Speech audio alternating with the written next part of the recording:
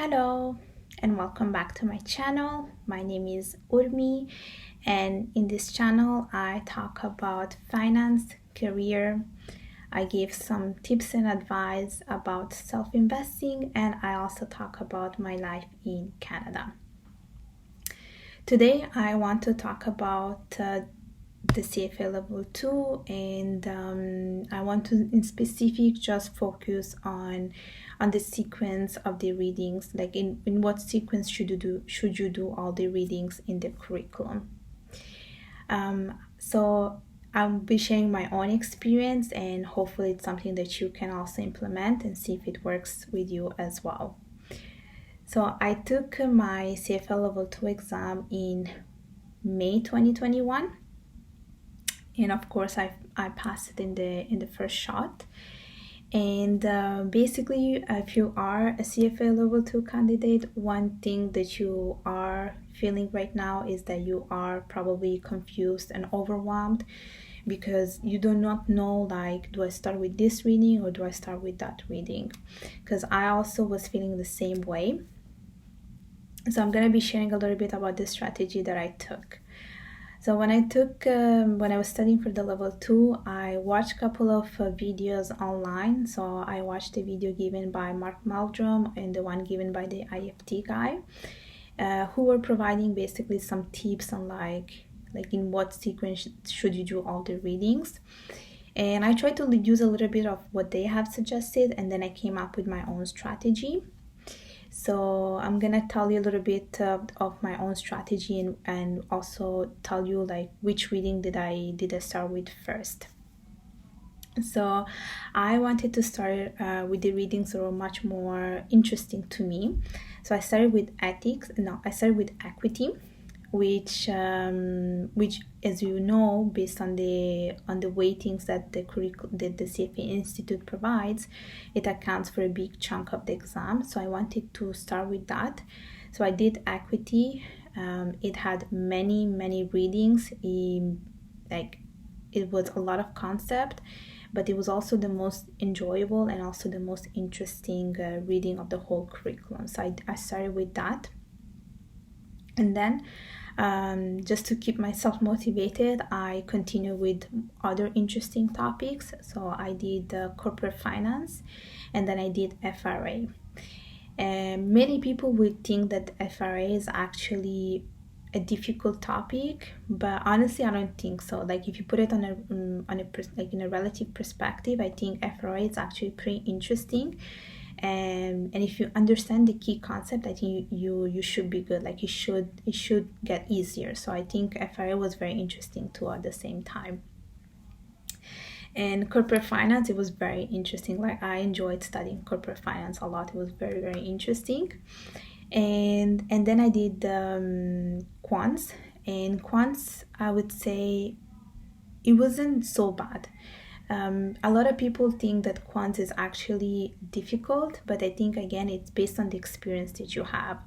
Because when I was in university, I dealt with a lot of the topics that were discussed in Quants, especially because I wrote my thesis about art and wine investing. So I had to use a lot of statistical tools to see if, to understand if actually investing in art and wine actually generated good returns. So I was very much familiar with the Quants topics that were discussed in the curriculum. So for me, it wasn't that bad. So I did, so to recap, I did equity first, corporate finance, FRA, and Quants. Then in the middle, I basically did the most difficult topics, and I did fixed income and derivatives.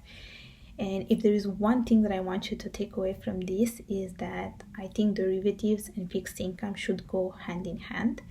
A lot of the topics actually, like a lot of the concept overlap, and I think just you are able to understand the concept better when you do them together. So I did fixed income and derivatives together, and I can tell you it was not easy. It was not easy because I would say those are probably the most two difficult topics of the whole curriculum. You just, like, they can be a little bit dry, abstract at the same time. and I really spent a lot of time on those two readings. And again, it's all relative, like it really depends on your own experience, because I have spoken to many people, and for some of them, for instance, derivatives were not that bad, whereas for some others derivatives can be a little bit more challenging, and I felt that I belong to that small percentage of people that felt that derivatives was challenging, as well as fixed income. So I spent a lot of time on those two. And then I did portfolio management, and even portfolio management was pretty heavy. It was pretty, I would say it wasn't that easy, and I didn't enjoy too much the portfolio management in level 2. And again, I spent a lot of time in portfolio management.